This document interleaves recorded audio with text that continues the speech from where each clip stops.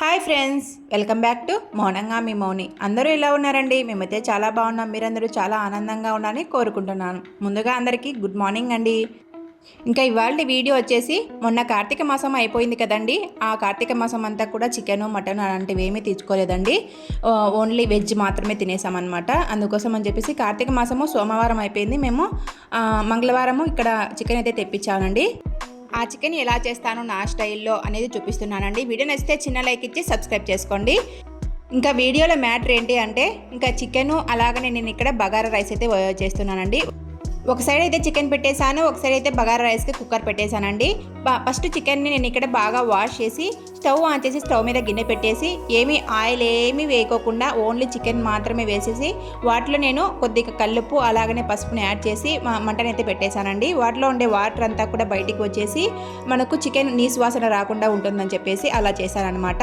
ఇంకా ఒక సైడ్ అది అవుతుంది. ఇటు సైడ్ అయితే కుక్కర్లో నేను కొద్దిగా 3 టేబుల్ స్పూన్ల ఆయిల్ వేసి అలాగనే 1 టేబుల్ స్పూన్ నెయ్యి కూడా యాడ్ చేశానండి. నెయ్యి బగారా రైస్లో చాలా బాగుంటుందని చెప్పేసి తర్వాత 1 టేబుల్ స్పూన్ షాజీరా, తర్వాత అది షాజీరా వేగిన తర్వాత 2 ఆనియన్స్ కానీ 3 ఆనియన్స్ కానీ వేసేసుకొని ఇలా సన్న స్లైసెస్గా కట్ చేసుకొని వేసుకోవాలండి.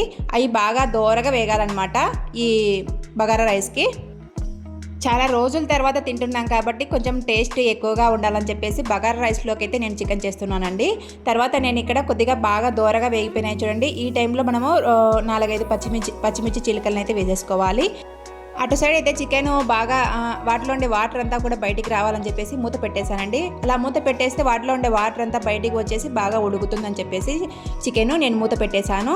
తర్వాత పచ్చిమిర్చి చిలుకలు కూడా ఇటు సైడ్ వేసాం కదండి. అవి వేగిన తర్వాత ఇక్కడ నేను బిర్యానీ దినుసులన్నీ కూడా వేస్తున్నాను. బిర్యానీ దినుసులు అంటే చెక్క, లవంగ, మరాఠీ మొగ్గ, స్టార్ అనాస అలాగనే జాపత్రి ఇవన్నీ ఉంటాయి కదా, అవన్నీ కూడా వేసేసాను. అలాగనే ఒక 10 మిరియాలను కూడా వేసానండి. ఈ మిరియాలు ఈ బగారా రైస్లో చాలా టేస్టీగా ఉంటాయన్నమాట. తర్వాత కొద్దిగా పచ్చి కరివేపాకుని అయితే వేసాను అనమాట. పచ్చి కరివేపాకు ఈ బగారా రైస్లో చాలా చాలా టేస్ట్ ఎక్కువగా ఉంటుందండి.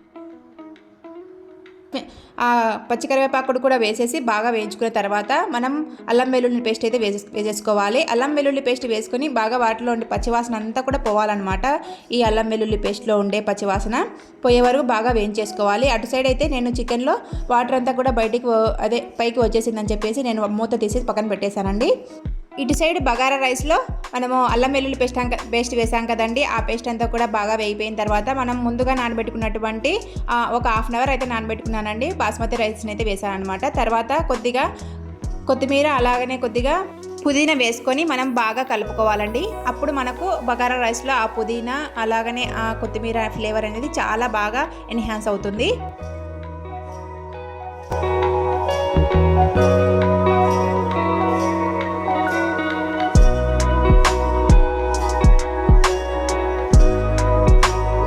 కలిపేసుకున్న తర్వాత మనం రుచికి తగినట్టుగా కల్లుపుని అయితే యాడ్ చేస్తున్నాను. నేను ఇక్కడ కల్లుపుని ఎందుకు యాడ్ చేస్తున్నాను అంటే కల్లుపు మన ఆరోగ్యానికి చాలా మంచిదండి.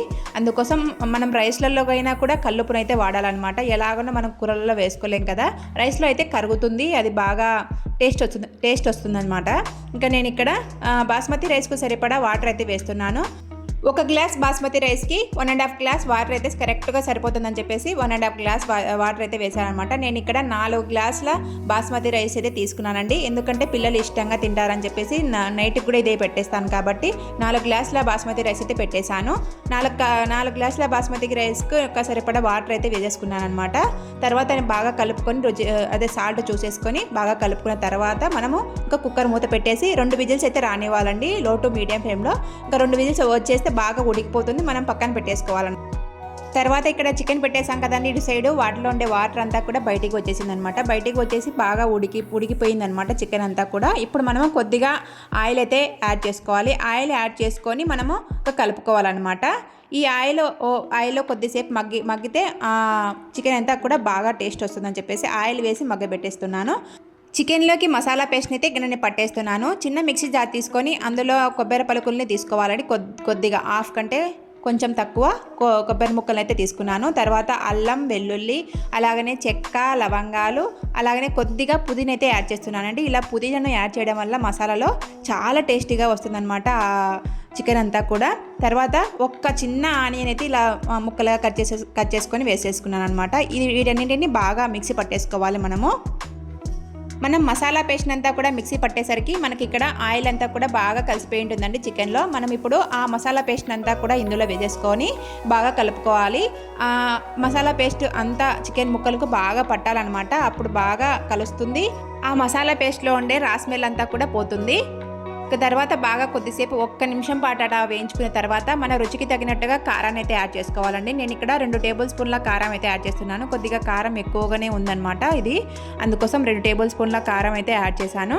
ఈ కారం పొడి వచ్చేసి నేను ఒట్టిమిరపకాయలు తెచ్చి ఎండబెట్టి మిల్లుకు పట్టించానండి. ఒక 2 కేజీల మేని అది మిక్సీ ఫ్రిడ్జ్లో పెట్టేసుకుంటాను అనమాట, డీప్ ఫ్రిడ్జ్లో.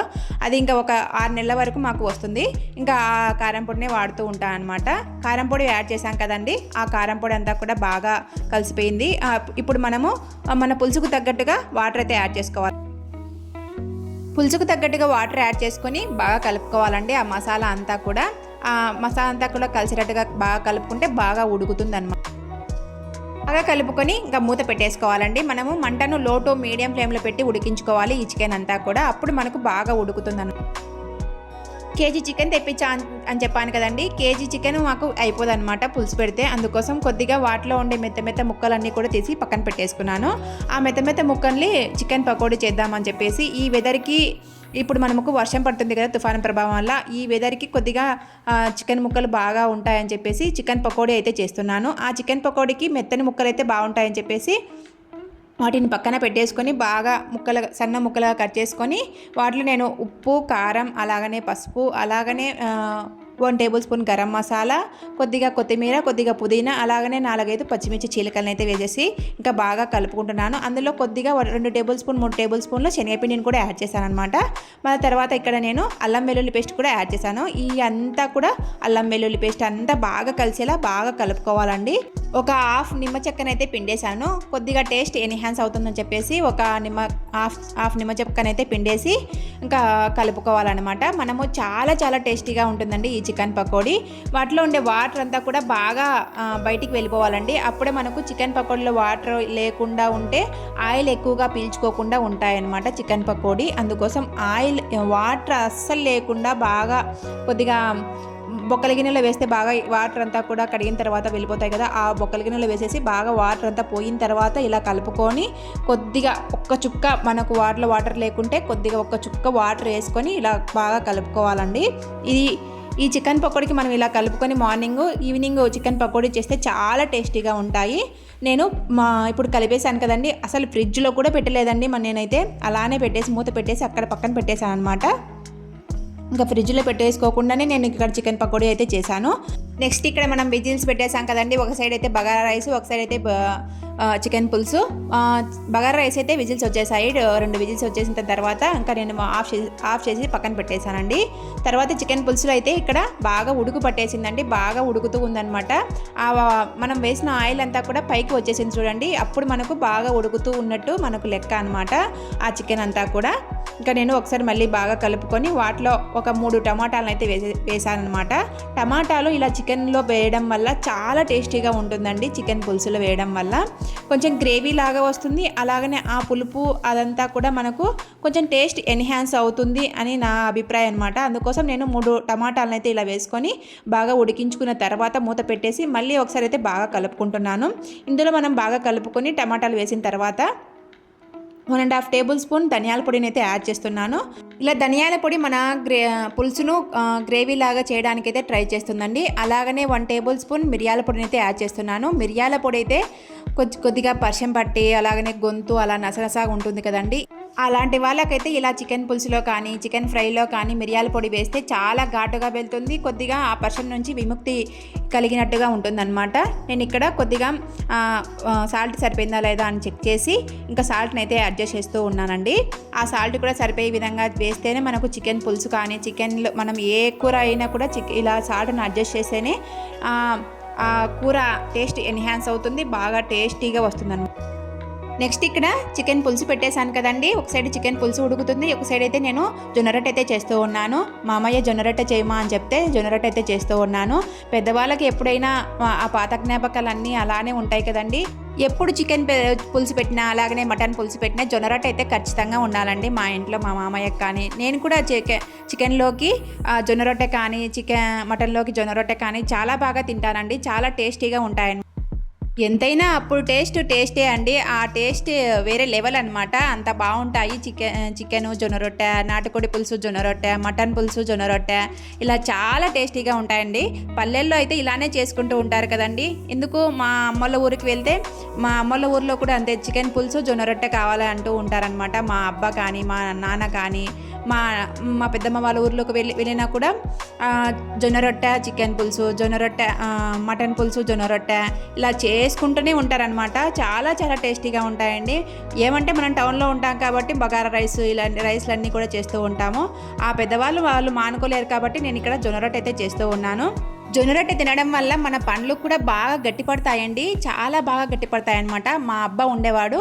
మా అబ్బా అయితే 2 రోజుల రొట్టెను కటకట నమ్మలేవాడు. అయినా కూడా పళ్ళు గట్టిగా ఉండేవన్నమాట. అంత బాగా తినేవాడు. అసలు చనిపోయే వరకు పండ్లు అయితే ఎంత గట్టిగా ఉండేవంటే అంత గట్టిగా ఉండేవి.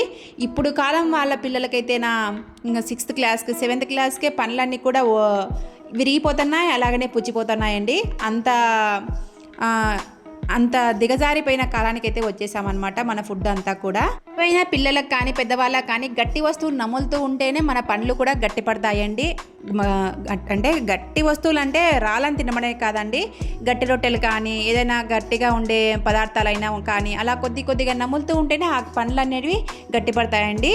నా అభిప్రాయం మాత్రమే అండి, అది నేను చెప్తున్నాను ఊరికే. ఇంకా తర్వాత నేను ఇక్కడ ఒక పెద్ద జొన్న రొట్టె అలాగనే ఒక చిన్న జొన్న రొట్టె అయితే అయ్యిందనమాట. ఇంకా అవన్నీ కూడా కాల్స్తూ ఉన్నాను. ఈ లోపల మనకు చికెన్ పులుసు అయితే బాగా ఉడికిపోయిందండి. 1-2 సార్లు అయితే నేను బాగా కలుపుకున్నాను అనమాట, అడగంటేస్తుందని చెప్పేసి. కలుపుకొని ఇక్కడ నేను లాస్ట్లో కొద్దిగా కొత్తిమీర కొద్దిగా పుదీనా అయితే యాడ్ చేస్తూ ఉన్నాను. ఆ పుదీనా కొత్తిమీర వేసేసుకొని మనం కలుపుకుంటే ఇంకా సర్వ్ చేసుకుంటే మనకు చికెన్ పులుసు అనేది రెడీ అయిపోతుంది. ఇంకా కొద్దిగా స్టవ్ కలుపుకొని స్టవ్ ఆఫ్ చేసుకుంటూ ఉన్నాను. ఇటు సైడ్ అయితే జొన్న రొట్టె కూడా ప్రిపేర్ అయిపోయినాయండి.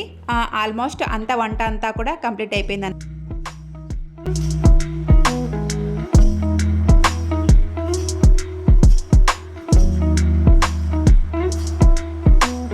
నెక్స్ట్ ఇక్కడ మనం బగారా రైస్ అయితే కుక్కర్లో పెట్టేసాం కదండి. ఇంకా వాటిని అయితే చూస్తూ ఉన్నాను. విజిలంతా కూడా ఆవిరంతా కూడా వెళ్ళిపోయిందని చెప్పేసి. బగారా రైస్ అయితే చాలా టేస్టీగా వచ్చింది, చాలా బాగా ఉడికిపోయిందండి.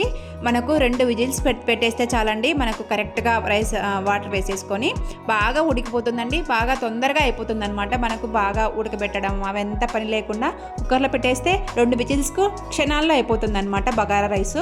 చాలా బాగా ఉడికిపోయిందండి బగారా రైస్ అయితే. ఇక తర్వాత చికెన్ పులుసు ఆఫ్ చేశానని చెప్పాను కదండి. చూడండి ఎంత బాగా వచ్చిందో అనమాట. ఈ చికెన్ పులుసు బగారా రైస్ క్షణాల్లో కావాలంటే కొద్దిగా నేను చెప్పిన కొలతలతో అలా చేసేసుకోండి. చాలా టేస్టీగా వస్తాయి. మీ ఇంట్లో వాళ్ళందరూ కూడా మెచ్చేసుకుంటారనమాట. నెక్స్ట్ ఇక్కడ నేను మధ్యాహ్నం లంచ్లోకి అయితే అన్నీ చేసేసాను కదండి. తినేసి కొద్దిసేపు రెస్ట్ తీసేసుకున్న తర్వాత సాయంత్రం స్నాక్స్ కింద నేను ఇక్కడ పకోడీ చేస్తున్నానండి. అదే చికెన్ పకోడీ కలిపెట్టేసాను కదా మధ్యాహ్నము, ఆ చికెన్ పకోడీకి వేసేస్తూ ఉన్నాను.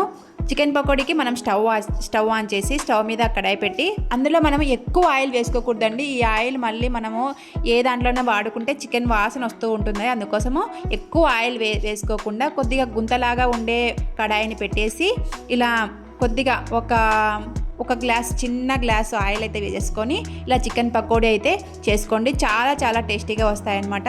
ఈ చికెన్ పకోడీ చేసేటప్పుడు మనం మంటను లో టు మీడియం ఫ్లేమ్లో పెట్టి మాత్రమే చేసుకోవాలండి. అప్పుడే మనకు ఆ చికెన్ లోపలంతా కూడా బాగా వేగుతుందన్నమాట.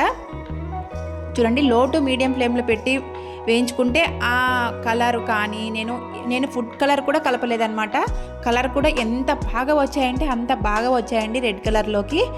నేను మంటనైతే లో టు మీడియం ఫ్లేమ్లో పెట్టి మాత్రమే వేయించుకున్నాను అనమాట. అందుకోసం ఆ కలర్ అనేది బాగా వచ్చాయన్నమాట. మీరే లాస్ట్లో చూస్తారు కదా, చూపిస్తాను చూడండి. ఎంత బాగా వచ్చాయంటే అంత బాగా వచ్చాయని. నేను ఫుడ్ కలర్ కూడా కలపలేదన్నమాట.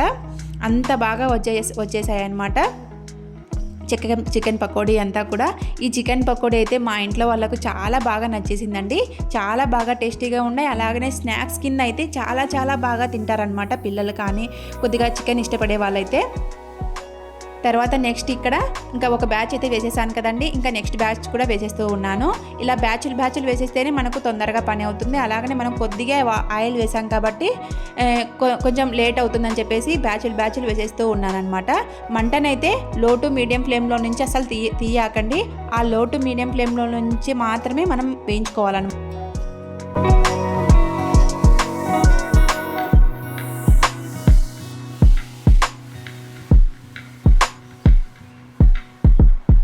ఇక్కడ నెక్స్ట్ బ్యాచ్ వేసాను కదండి, ఆ నెక్స్ట్ బ్యాచ్ కూడా బాగా వేగిపోయాయి. ఇంకా తీసి పెట్టేస్తూ ఉన్నాను అనమాట పక్కన.